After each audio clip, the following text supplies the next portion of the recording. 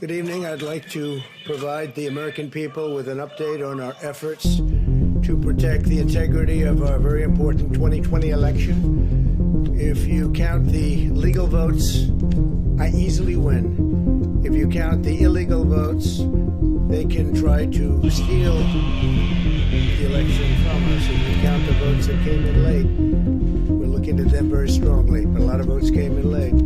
I've already decisively won many critical states, including massive victories in Florida, Iowa, Indiana, Ohio. To name just a few, we won these and many other victories despite historic election interference from big media, big money, and big tech. As everybody saw, we won by historic numbers. And the pollsters got it knowingly wrong. They got it knowingly wrong. We had polls that were so ridiculous, and everybody knew it at the time. There was no blue wave that they predicted. They thought there was going to be a big blue wave. That was... Welcome to Solidarity Live. It is November 5th, and some shit has happened today. I'm Alex Lawson. With me, as always, my co-host and comrade and co-conspirator in the fight for justice, Jocelyn Macurdy Keatts. Thank you. What about today? What's happened today, Jocelyn? I don't know. I mean, have there been things happening? Because I just have this sense of positive, exuberant energy right now. I don't know what it's about, but I feel like we may have won the election. Yeah, by a little bit. Did you go run? Didn't you go run a lap around the White House? Yes, I literally got up this morning at 7 a.m. Was like, yes. Just to grab some of the psychic energy of sadness that's just wafting off of Donald right now. It has been, I think it's really hit me this year, and I know we've all been incredibly anxious, but it's really hit me this year, this week. This week felt like a year. This could all be over any minute, and then we can get to fighting the fights that we in the progressive camp care more about, like a safe public health infrastructure, a safe planet, safe politics in general, as opposed to having all of our energy siphoned away by this one figure who, quite frankly, is a distraction and isn't, I mean, we have bigger battles to fight, which is what I think we talk about on here in the morning all the time. Are you ready for that too? Yeah, I mean, I think that we always have to balance, because he is, I mean, seriously, if the only thing that this election changes is that Scott Atlas is no longer in charge of the U.S. response to COVID, that alone would be, yes, magnitudes. We've lost 230,000 American lives, and at least, there's different reports, but somewhere around half of those could have been avoided with a sensible public health response to this pandemic. But instead, we got this asshole from the Hoover Institute in there just spouting conspiracy and muddying the waters. And this election, and I'm no longer an if.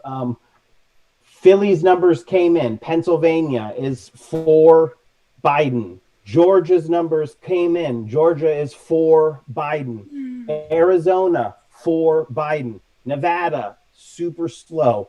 But looks like they're going to come in for Biden. It's not like it's one state with a handful of ballots that are deciding this. It is a massive, much larger margins than Donald Trump. It's a total rejection of this man.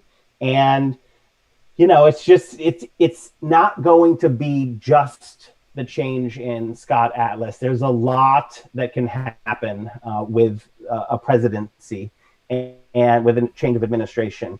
But we have way bigger fights than just the political fights even.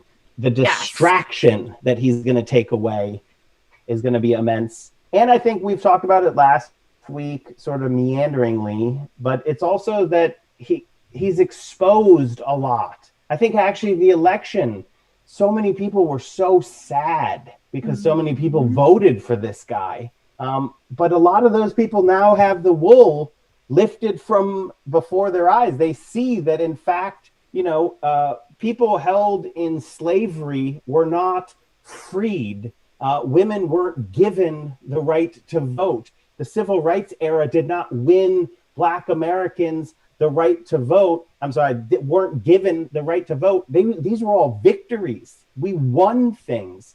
And there were people on the other side fighting for the status quo, fighting to continue chattel slavery, to deny women the vote.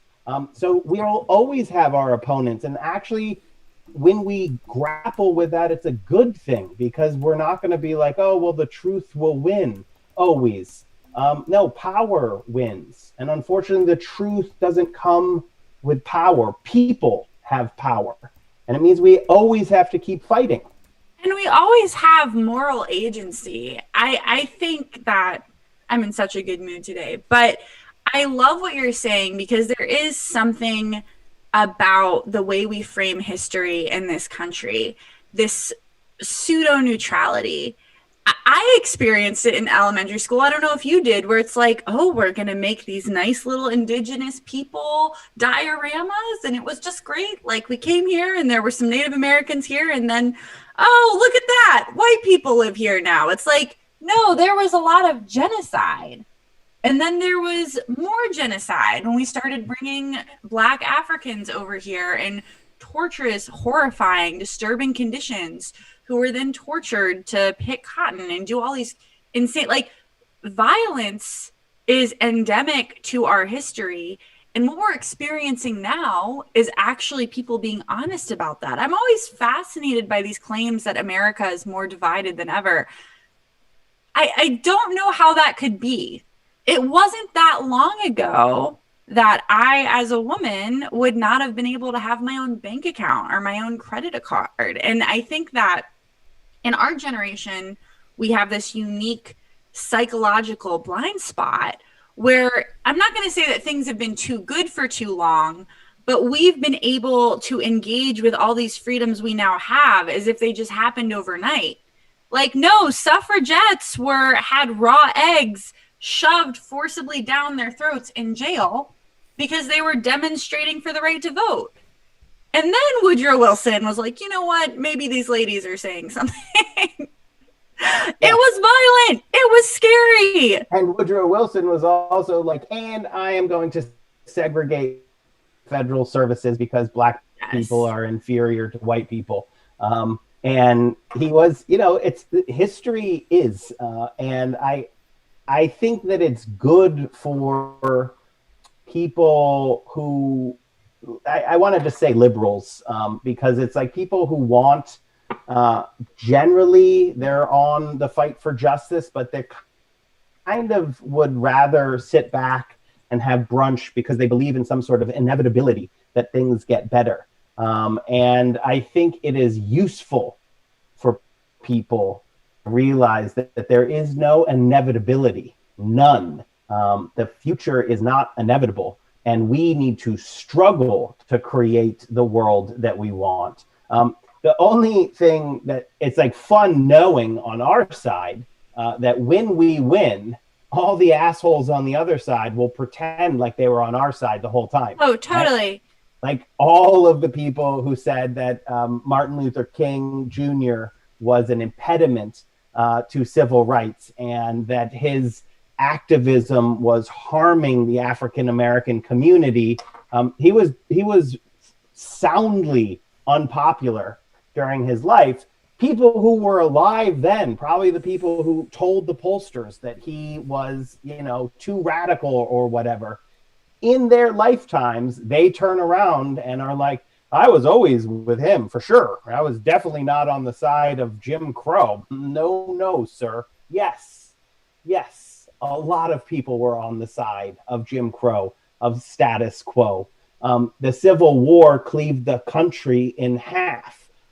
So yes, it's disheartening to note that if you see a white man on the street, about 6 in 10 of them voted for Trump after seeing everything he did. If you see a white woman on the street, about half of them did the same.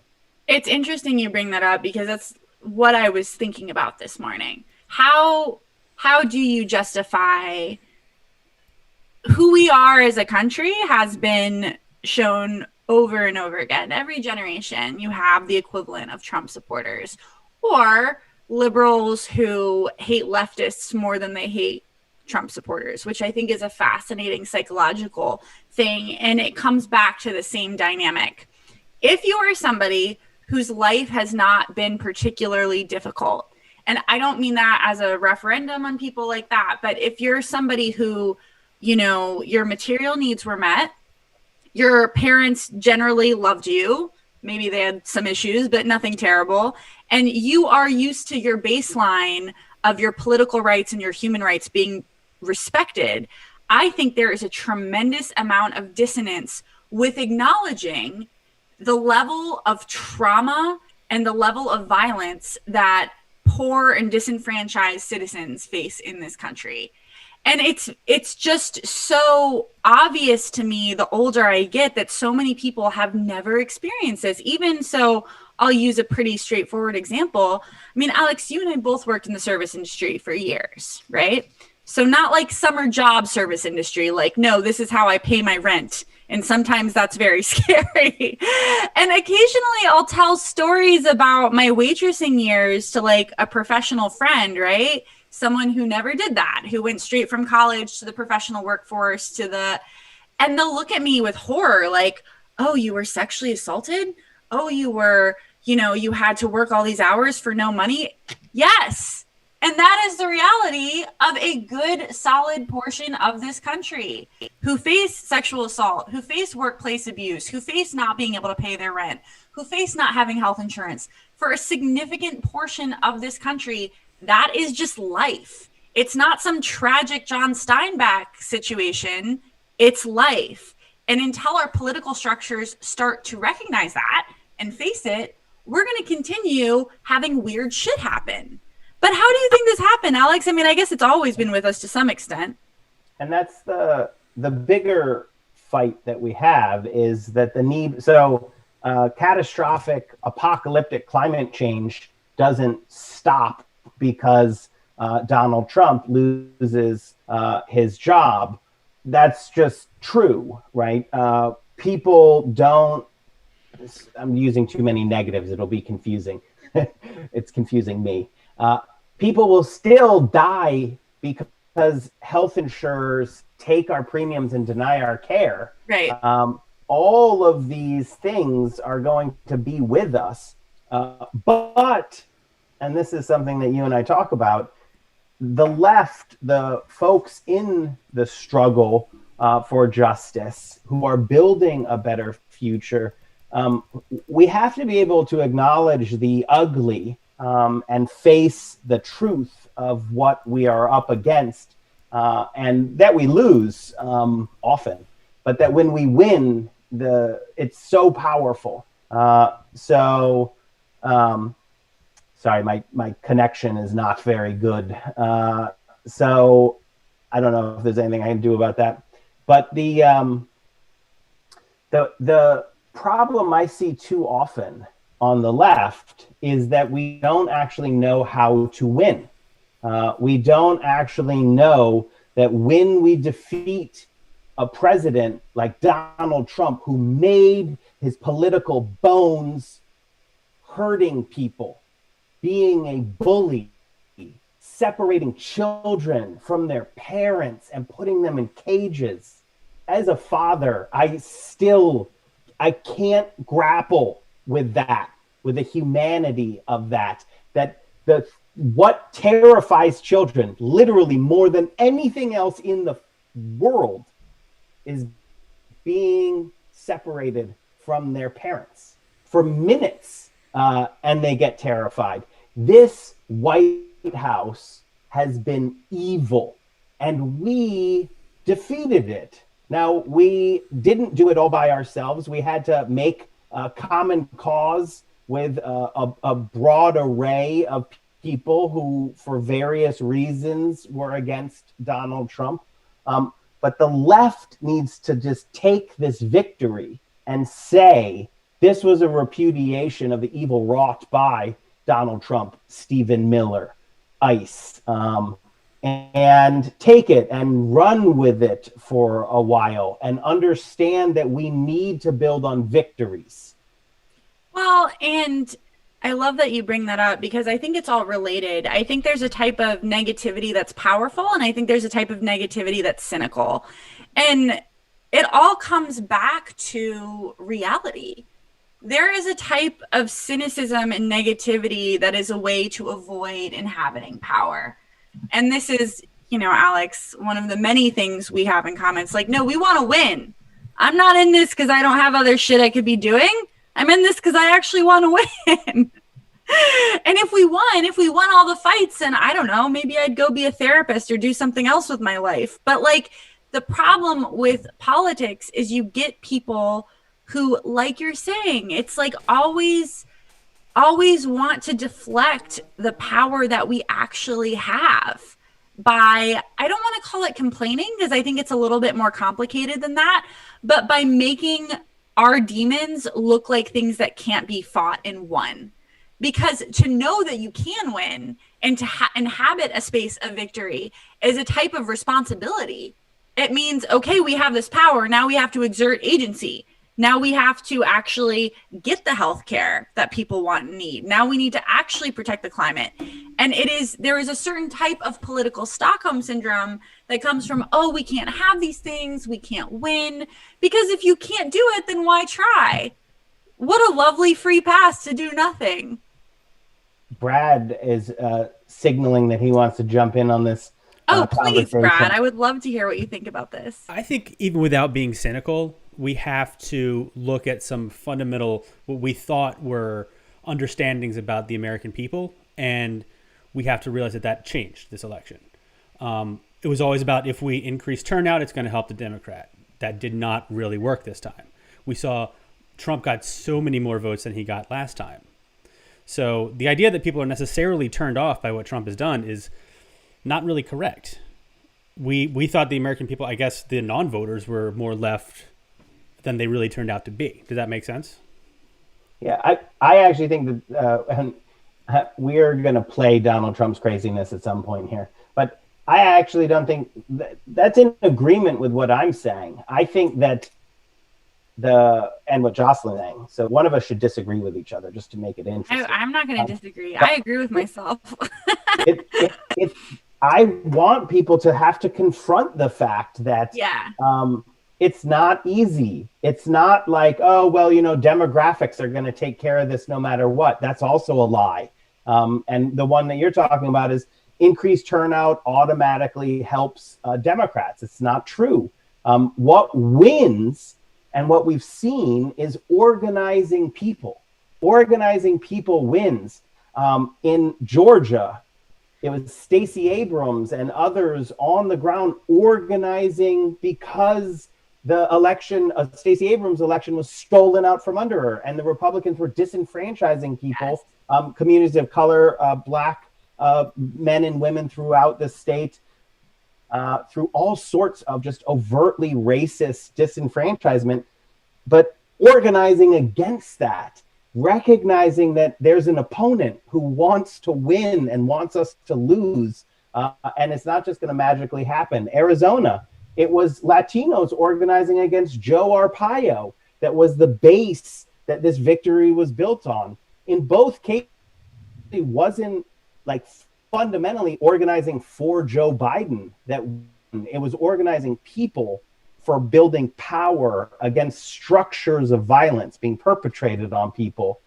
That is what actually is winning. That plus Donald Trump, telling seniors that they should just go and die. That story is true, that seniors swung in a way that's sort of a once in a generation shift. And I think Democrats are going to have to grapple with how they keep that. I vote that they expand Social Security and Medicare and add long-term care in there. And I think part of the problem with seniors was turnout was low for them. It was a lot lower than people were projecting. I think that has a lot to do with coronavirus and erected difficulties in mail-in ballots that were put up by Trump. I agree. I usually Jocelyn and I just go back and forth. So I'm like looking at my Zoom screen saying, who talks next? But Jocelyn, you better jump in because you know that if you don't, I just keep talking the whole time. I mean, look, all I'm saying is that life is a battle between good and evil, okay? And I think, no, but like in all seriousness, I think we're all agreeing. I think the type of cynicism that I am talking about and that gets on my nerves is it's like, well, like life is pointless and like there's no reason to do anything versus like, no, they're evil people. We have to beat the evil people and we have to beat them because they're there. And as Brad is pointing out, they're still there. It is absolutely not the case that people were like, wow, Donald Trump is more racist than we realized. Let's vote him out. No, because there are evil people in this country. And I don't think they're everybody. I don't think they're most people, but they exist, and they exist in significant enough numbers that we on our side need to get good at winning and need to know not only how to win, but how to inhabit the type of powerful political psychology that goes from gaining and using power. And this is a problem that's always been with leftist movements. We're way more interested sometimes, not always, but we're way more interested in talking about what we're against than what we're for. Republicans know what they're for. They're for themselves. They're for their racial superiority. They're for getting wealth and by ill-gotten methods. Whereas we on the left need to be like, this is what we're for. The decency of the working class, the decency of the middle class, gender equality, racial equality. And we need to live close to the things we're fighting for and not just be like, well, you know, it's all like it's a bad situation. This is bad for my mental health, which people do that. Sorry, Brad, you can talk. I'll shut up. That's an important point because I don't know if you saw those Fox News exit polls that came out early on the evening where 72% were approving of Medicare for all. And now we have a Democrat, Spanberger, in my home district, my former home in Virginia, complaining that Democrats ran on Medicare for all. And that's why they lost in the House. One, they didn't. Two, if they had, they probably would have won because those kind of issues are popular. Yeah, the part that I think, and we should play Donald Trump's piece pretty soon. Do we have to? And then we can just dunk on him, dumb and flailing. But I think the biggest thing, and it's like I'm old now. I'm like, how many more times do we have to go over this? Don't listen to Republicans about how to win elections. Republicans are not going to vote for Democrats. No. And the ones who will, they didn't do it because you reached out to them. All that the Lincoln Project did was took money that should have gone to organizing people for power, to build power and take state houses, to redraw lines so that we could have power in the future. But instead, they raked in like $80 million to produce videos on Twitter that made liberals feel good about themselves, that Republicans were going to repudiate Trump in droves. These consultants were just mad that they didn't get any of Trump's money. They don't have a morals guiding them in the right direction. And it's the same thing with centrists. Centrists did not lose because of the left. If a centrist lost, they did it themselves. The left is winning, and we need to understand that that's where we put the effort. The Democratic Party wants to win in the future. They definitely better figure out how to talk to Latino voters who switched over to Trump in huge numbers. And you talk to Chuck Rocha, read his book, T.O. Bernie, published by Strong Arm Press, or just Google him and you'll see him saying it for free everywhere. All it takes is outreach. Donald Trump had ads in Spanish speaking to people about issues that they care about. Now, he's a liar. So he was just saying that he was going to do these things.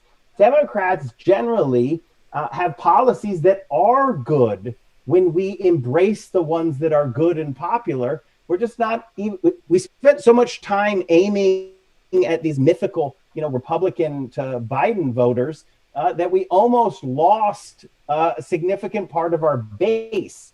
That's the takeaway that has to come over and over and over again. When we invest in building people power, it pays off. So I don't want to get into the intra-party piece at this moment. We'll save that one for next week, Brad, because this one I want to dance just a little bit on the political grave of Donald Trump. And yes, Trumpism is alive and well and will continue. I think we have to seize this victory and use it and wield it to build power for progressives. And part of that is using the fact that he's going to try to pull the whole thing down around him, which we'll see in his unhinged rant that we're about to play. And we have to pit the Republicans against themselves. Republicans in disarray. I want 4 years of New York Times profiles of voters from Detroit and Atlanta talking about how Republicans don't have their best interests in mind and what Republicans need to do to win over those voters. I never want to hear another word from that tractor lit on fire farmer who the New York Times just published his lies. This is why we need to seize victory and create our narrative. We beat Donald Trump. We beat Donald Trump. I apologize if I myself was critiquing centrist today, because it's what I love to do. But we can watch Trump's crazy rant, right? Because there's a lot there. There's a lot going on there. And it's worrying. We should watch it because we're going to need to deal with this man. Yeah, let me see where I put it.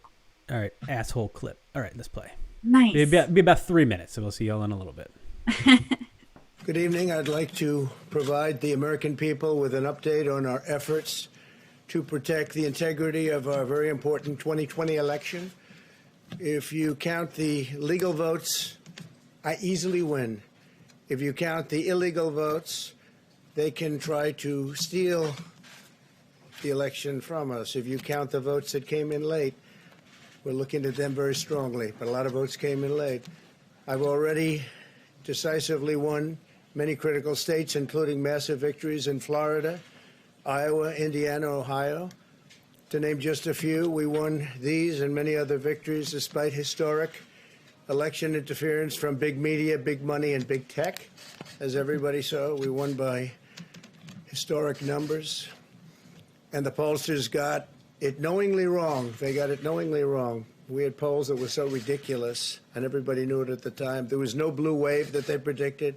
They thought there was going to be a big blue wave. That was false. It was done for suppression reasons. But instead, there was a big red wave. And it's been properly acknowledged, actually, by the media. They were, I think, very impressed. But that was after the fact. That doesn't do us any good.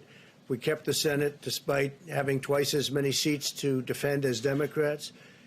And in a really much more competitive states, we did a fantastic job with the Senate. I think we're very proud of what's happened there. We had many more seats to defend. They spent almost $200 million on Senate races in South Carolina and Kentucky alone, 2 races, and hundreds of millions of dollars overall against us.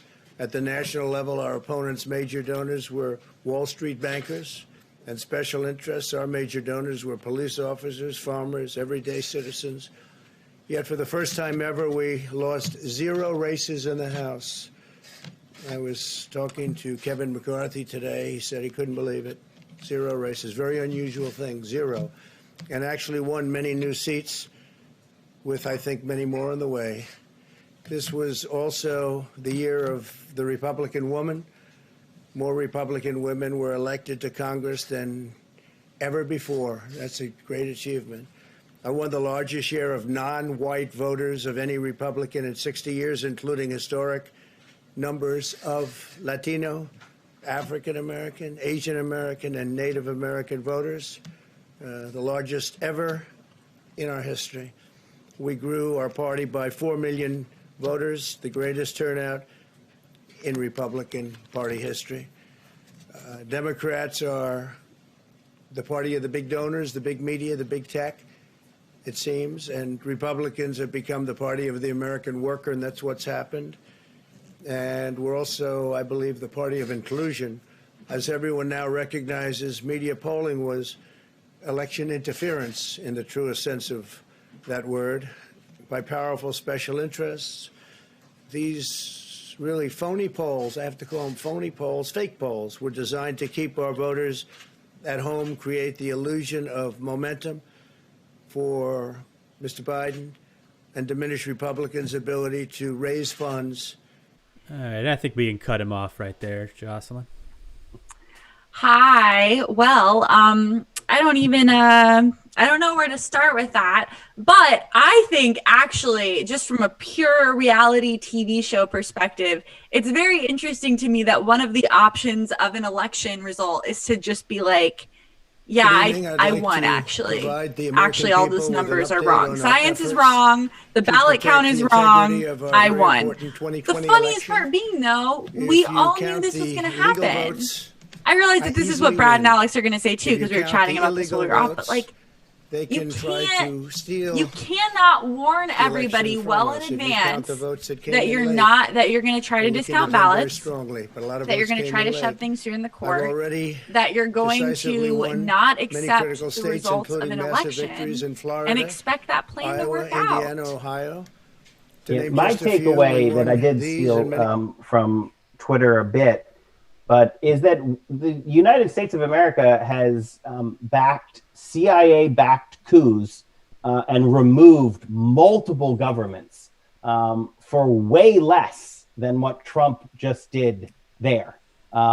Trump saying and calling into question the validity of the entire electoral process. If this was another country, we would be calling this an assault on democracy. We would be calling this the rise of autocracy. We probably wouldn't use that word. We'd somehow say it was communist, and then we would send in some tanks and we would foment a military coup.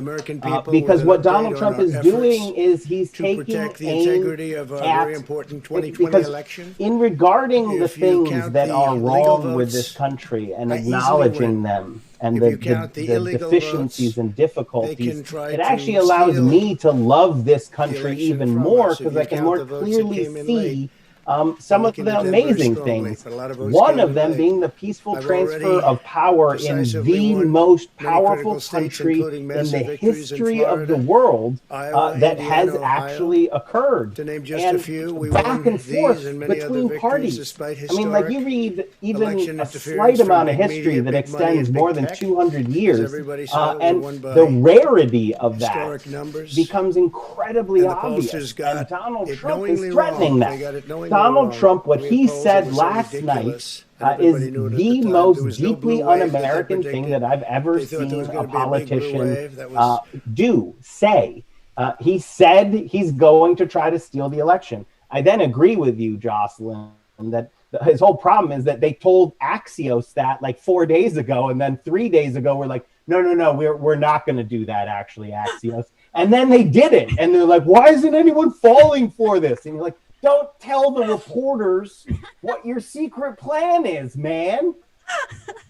I shouldn't be laughing, but I think this actually has personal implications for all of us. If you've ever encountered anyone on the narcissism spectrum, the funniest part is, and again, I don't want to diagnose someone, but the funniest part is that they're so out of touch with reality, and they're so swept up in their own delusions of grandeur that the only way these people actually get power is for us to give them power, because they're really not that smart, right? It's not smart if you want to steal an election to announce this to the World Wide Web and all the reporers and the press and the media and all that. It's not a good plan. You just want to quietly do that shit behind the scenes. That's what I would have done if I were a corrupt fascist trying to make an illegal power grab.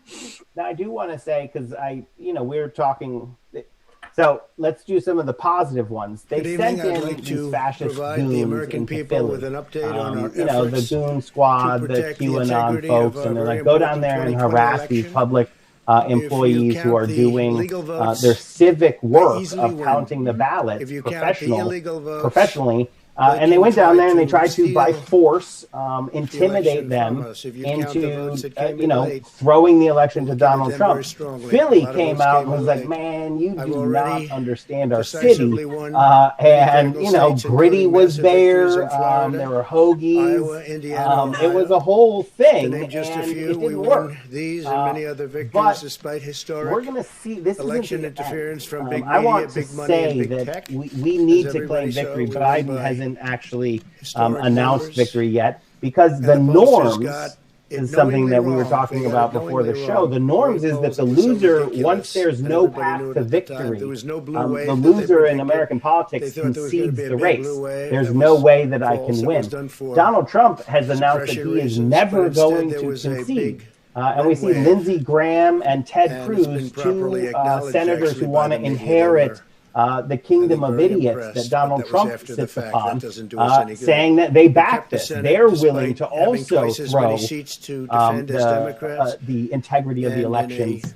into really, doubt in much order more to attain power. competitive states. So we're going to need to. We did a fantastic job. This with is the why Senate. I think we're very my proud of message what's is happened there. We had we many won. more seats Donald to Trump defend. They lost. spent almost We $200 can't. million That's done. on Senate So anything races from in this South point Carolina on and Kentucky is alone. him two trying to races and steal illegitimate millions of claim dollars power. overall And so the against us. people need to At the national understand that level, there's our no opponents' major question. donors were There's no Wall Street question. bankers Donald Trump and special joins interests. Our the major ranks donors of were one-term police presidents. officers, It's farmers, another everyday failure citizens. to add Yet for to the first his time ever, we lifelong lost 0 list races of in the failures House. from Trump universities to talking Trump to state Kevin McCarthy to today. Trump He said he couldn't casinos, believe it. now 0 the races. Trump Very unusual presidency, thing. 0. and his And two actually won many new man-children seats. sons, and With, I think, many all more on of the Trump way. land.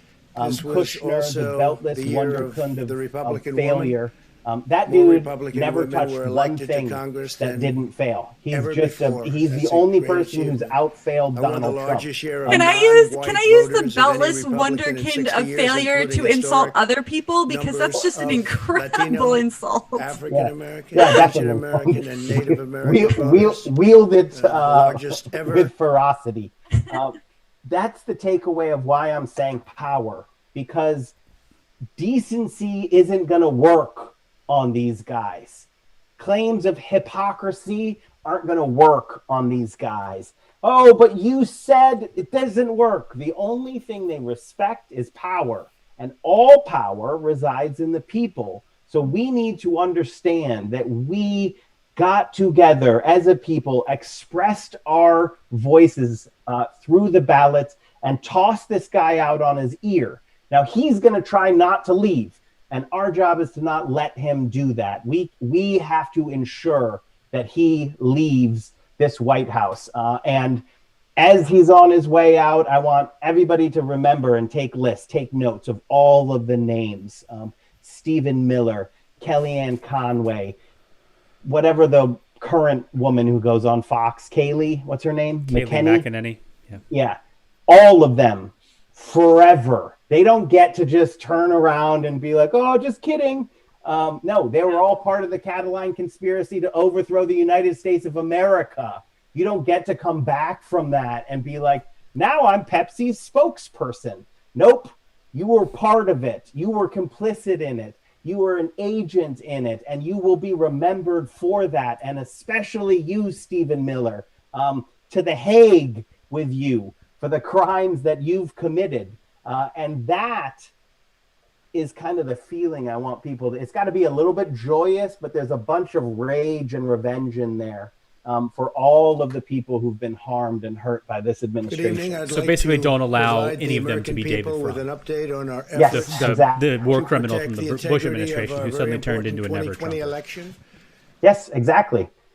And the Lincoln Project in general, right? Like all of these people who were able to just wash away the sins of the G.W. Bush years.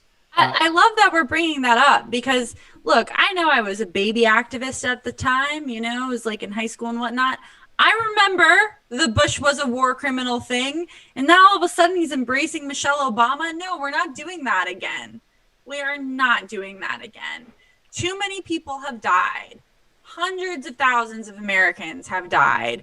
Children kept in cages, irreparable damages done to so many of our public institutions, not the least of which the environment. I mean, the West Coast has literally been burning all year. This does not get to be forgotten. We will remember. And no, what were you going to say? A part of it is that in 2006, when they came up with this, we're going to look forward, not backward stuff. I mean, it was Nancy Pelosi at the head of that. So we do have to remember that there are politicians around now who were complicit in moving forward. But the theory was, there was a theory, it was wrong. It was totally wrong. The torturer, the CIA torturer now runs the CIA. That's what happens when you don't hold people accountable. Yeah. But the idea then was that the norms and institutions of this country are so important that we all just know that we keep moving forward, and we don't do things like prosecute former administrations and that's a norm and just a thing that is American and is not in most other countries. In most other countries, when a person loses power, that's exactly when they start feeling the prosecution for their criminal acts. We have to understand that Donald Trump broke all the norms. There are no more norms left. There is only power. Bill Barr and what the DOJ did, just one of Donald Trump's final rallies that he did dozens of, where he had Air Force One and our money paid for the whole campaign event. Every single one of those actions is illegal. Every single one of them. No norms held this man back. And so we can't allow the norms, quote unquote, to hold us back and allow somebody and some group of people to be above the law. We have to ensure that they face consequences for their illegal actions. That's what it means to be a winner. To be a winner is to have a responsibility. That's where we need to reside. Election interference Well, and from big media, look, big money, and so big tech. I know I've touched on this a couple times. I mean, we all love to make World War II parallels right now, but the reality is it is important. The history of fascism does inform how we deal with fascism. The way that Germany handled this, they crushed all the remaining Nazis. They crushed them. A lot of them had to flee to Argentina and have weird secret names, and that's good. You want people fleeing with the secret names. That means you're doing it correctly. What you do not want is those people to take their terrible, violent ideas and their personality disorders and re-inclimate into the culture and come back a couple generations later with their grandkids who've been socialized by this shit. Absolutely not. If this isn't who we are as America, then we have to be done. Actually done. There has to be consequences for serving in an administration like this. And I think there's actually a really interesting dynamic at play. So anyone who will study abusive relationships of any kind, whether it's like between a boss and an employee or two romantic partners, the thing about abusive relationships is there is this idea of forgiving the abuser, not based out of forgiveness or love, but so you don't have to face how terrible it is. Like, oh, we all say things. Sometimes I just randomly beat the shit out of my wife. It happens. Because if you can paint it in a glow of positivity, and this is what Brad was alleging to earlier, you don't have to face it. It is a deflection of responsibility.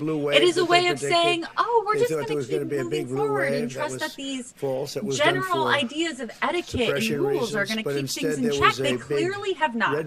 Millions of people have been infected with a preventable and deadly virus because we trusted norms and general ideas and etiquette to keep this person in check. It's not enough, and it was never enough. It was never supposed to be. And when we're putting culpability here, when we're knitting the names of the culpable into the scarves, that's a French Revolution one. We cannot allow the complicity of the media to go unchecked or unnoted here. I believe, check me if I'm wrong, but the first time that the headline in the New York Times said that Donald Trump was lying was today, right? Today was for the clip that we just showed. This man has been lying from the moment he ran for president, and the media ate it up because it was not popular, and it never is that popular to do your duty, to report the truth. Now, Fox is not actually a news organization. It's a propaganda machine. They create narratives and create an audience to those narratives, and they rot people's brains, primarily our parents. I'd like to and provide the American it is people an with an update incredibly on our efforts powerful to protect force the for integrity of evil our very important in the 2020 world election. over. And If you count the supposedly legal votes, balancing that out is easily the, win. what If you count conservatives the call the illegal liberal votes, media. Well, the they liberal can try media did to nothing steal to hold Donald the Trump election in from check. us. If you count the Nothing. votes that They came in showed late, themselves time and they're time looking and at time them very again to be strongly. more A lot of interested votes in came in late. ratings I've and already circulation numbers decisively than won they did many critical in states, holding including this massive victories in administration Florida, accountable by Iowa, saying Indiana, things like, Ohio. well, on the one To name hand, just a Donald few, Trump we puts won children in these and many cages, other but on the other victories hand, the despite historic Democrats said a mean election thing or interference something. from The big both media, big money, and siderisms big tech. the Well, and As refusal everybody saw, we to won face by the facts of historic what we're dealing numbers. with Donald Trump. And the pollsters the got last I personally never want to hear the phrase the liberal media until, and this is serious, until the liberals are backed by even a fraction of the material wealth that the Republicans evening. are. I'd like And this to is why the provide both the American sidism people thing with an is update just on so our efforts fundamentally to absurd to protect me. the integrity You have of Fox our very News important 2020 News, election. which is in essence If a you count propaganda the machine legal votes, run by I billionaires easily to win. advance their own If you count interests the at a illegal cultural and votes, policy level. they And then can you have try on the to left steal people who are like, the could I have election some from health us. If you care, count the please? votes that came in Can the late, planet not burn up? they're It's looking like, at them very this is strongly. A lot not, of votes these came are in not late. even a little I've bit already equivalent decisively fights. won You have many on critical one states, side including massive people who victories are in basically Florida, advocating for their own Iowa, rights. Indiana, And sure, Ohio. like a lot of times we on To the name left don't just do a that few, we perfectly. won these But then and on many the other other victories side, you despite have some of the historic richest people in the election history of interference the from big world media, who are big money, trying and big to tech. retain their As political everybody saw, we won. stronghold on a country that has such severe Stockholm syndrome. We don't call it for what it is. And in fact, the landscape of the media is between reactionary billionaire propaganda machines of Fox News, New York Post, One America News Networks, when Fox isn't racist enough, that's their tagline, over to the corporate media, right? The networks and the cable news shows that are owned by massive multinational corporations who are not advancing the interests of the people. They're advancing the interests of their shareholders, the value for their shareholders, and in point of fact, for the same billionaires. It's a great handshake agreement. Chomsky said that the best way to keep people, to control people, is to define the limits of the debate and then encourage rigorous debate within those limits. And it's the one positive thing I will say about the norm-shattering, fascistic presidency of Donald Trump is that he didn't play that game. He showed how powerful it is when you don't play that game, when you change the boundary of what you're saying. That's what people are, they're drawn to him, even knowing he's a liar, just because it's annoying to note that the elites are in charge of what we're allowed to say or not say and the limits of the debate. While the left is over here with shows like ours, with things that we've built with our own hands, my radio station, but there is an ecosystem that is growing. And that's why I continually say, before the political revolution, we need a media revolution. We need to be able to match toe to toe the apparatus that the right wing has focused on us. And we have to actually understand that the corporate media in the center are not our allies. They're not our allies, and they're also we could do a whole 2-hour show on this, right? So like most DC people that work in media, I have tons of friends that work at these established institutions, and I want to be clear. They're filled with good, earnest, sincere, authentic journalists, and we need good, authentic journalists and non-biased journalists, because obviously, I mean, full disclosure, you people know who I voted for in the primary. So I think that's important. But what we need to realize is, one, like you're saying, Alex, these are funded by corporate. I mean, Jeff Bezos owns the Washington Post. This is not a subtle affiliation. And then deeper than that, and this is not bad per se, deeper than that, the people that go into journalism right now at a high level, because it's more competitive than it's ever been, a lot of these people are Ivy League educated, privileged individuals, and that's not bad. Right? You have some of these like incredibly brilliant, smart people, not always. But what that means is that even without the corporate aspect, you have a perspective where the working class is othered. The working class that makes up most of America and is most people's lived reality of not knowing if they're going to make rent and not knowing if they're going to. That is not the ecosystem where our media narratives are coming from. And then you have a lot of these people going into these towns like, wow, why did people vote for Trump? One reporter reports. You know, and it's like, great, except that is not the other. We're the other. We, in situations of material privilege and material stability, we are the minority, but the media doesn't reflect that. And when they do report on real America, it comes from this almost anthropologist perspective of like, hundreds of wow, millions of dollars people who do wage jobs, what is that like? And it's not helpful. And it's why you get a candidate who's like, says what he thinks, a lot of those people are going to vote for him. Citizens. And it's driven by the need for profit. I mean, that's why Trump was so able to so easily manipulate places like CNN, CBS News with that famous quote. Bad for the country. Yeah, great for the profits. Great for profits, because he gave them that show and that he knew people would tune into. His attacks on the media were driven because of this cycle of profit that it drove clicks. That's the problem. You said it's not helpful for the liberal media to do these kind of pieces, but it sells, and that's the problem. We got to get that profit motive out of it in order for anything to change. I'd like to used example a while ago, and I could tell from Brad's face that I don't think he knew what I was talking about. The tractor story. Did you all see the tractor story? No, I never saw it. It's my favorite. So if you Google like tractor Trump fire, you'll get it. This New York Times reporter went out, and it's the headline is like something as dumb as, he was already going to vote for Trump and then his tractor burned. And if you look at this, everyone is dunking on this reporter because, as Jocelyn said, you know, he probably thought he had like a good story because the farmers like, it was Antifa.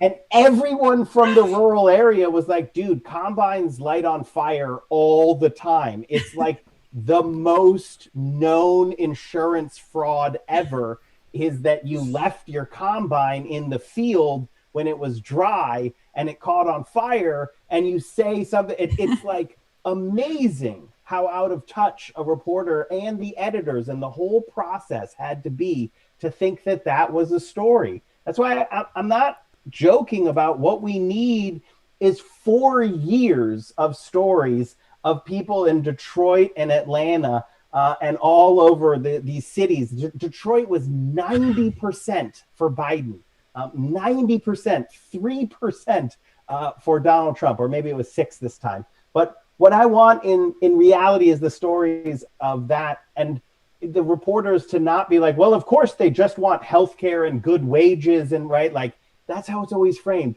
Well, of course. You're like, no, report that. That's what people want. People want healthcare. They want wages. They want an environment that's safe and healthy. Report the facts of what people actually want. But this is the thing, you guys, and this is why We have to do this and do it louder and more frequently. And like, because the reality is, and this is a cultural problem with reporting right now. So, you know, at one point in history, we actually were investing in local journalism, and people of all class backgrounds could become journalists, and it wasn't what it is now, which is like, you know, you got to have some confidence that you're going to be able to make money as a reporter right now, right? So what you have are a lot more privileged people going into this who typically do have a liberal bias, right? And people who are very privileged and vote Democrat have an incredible blind spot where they do not know what it would be to vote Democrat for reasons of survival. These are people who vote Democrat for cultural reasons, right? Like, oh, of course they want gays to get married. Of course they want abortion. But they don't, there's a disconnect between that and working class progressives who, like, if they can't afford health care, they die. It's not like, oh, it's like slightly more money. No, they die. Or people in coronavirus times who, like, it has been, it's like we're not paying attention. We're not all dying at equal rates in this country. Poor people are dying at much higher rates because, well, people like me can work from home. If you're an essential worker, especially an essential worker in a more populous area, you just have to go to work. And if you catch it, and if you can't afford to get it taken care of, you die. And people are not reporting on that because for them, being liberal is like, really much it's more a cultural preference. Competitive states. It's not a matter of survival. You did a fantastic job. Sorry, Brad. No problem. And I think the part of what you're talking about, how these stories of people in Philadelphia, people in Detroit aren't told, along with that Facebook ecosystem of people only hear from their own side, it makes sense why a lot of conservatives refuse to accept this outcome. Because they don't ever see any people that are actually struggling. You know, they don't see the kids in cages that are underreported. They only see Trump and their friends doing well, and you know, so they're like, how is it possible that 53% of people could have voted for Joe Biden? Which is why in the final 2 minutes we have to remember what it is to be winners, because it's only with winning, exactly, flex. That's what we do, because we have a responsibility, and one of those responsibilities is to smash Facebook to pieces, the platform monopolies, which have destroyed local reporting, which have created this system, which the propaganda, the only propaganda machine that Rupert Murdoch is jealous of is Facebook. We need to actually have the confidence of the victory that we are part of to demand from a Biden administration and from Democrats in Congress that we challenge these enormous structural inequities in this country. We smash the platform monopolies to pieces. We smash the pharmaceutical monopolies to pieces. We prosecute the criminalities of the Trump era. That's what winners do. And I should also note that all three of those things are things that can be done through executive action alone. So there is so much that we can win, that we can do when we win. We just have to acknowledge that we're winners and not let the losers win by defining what we're allowed to do. Mitch McConnell can go take a hot seat for a long time because Donald Trump is being thrown out of the White House. The Republicans lost the White House after one term. That is a very rare thing. You have to fail fundamentally for that to happen. So be strong in knowing that Georgia went for Biden, Pennsylvania went for Biden, Wisconsin went for Biden, Michigan went for Biden, Nevada went for Biden, Arizona went for Biden, not by close margins. Nevada is slow, so I won't call that one yet, but it's going to get there. We won, and with that comes the responsibility to use the victory to change the playing field so that the future is one that we want to live in. I love you guys. All of you guys, everyone on Facebook, everyone in this Zoom chat. I am in such a good mood. We're going to win, and we're going to keep winning, and we're going to, dare I say it, make America great for the first time. Because genocide was not such a good idea, and that is how this whole thing started. So I'm just going to throw that out there. Yeah. Any closing thoughts, Brad? Decision Desk has called it the whole thing for Biden. So according to the experts, it is over. And they're fun. They were started by a right-wing guy. So it's over. It's over. It's all over but the screaming. Now I'm going to go look at... I want a camera on Trump's face for the moment Fox News calls it. That's what I want. I want to see that moment, just right there, right when it happens, when they do breaking news. Biden hits 270. He's going to call Rupert like he did when they called Arizona. Kushner definitely called the beltless wunderkind of failure.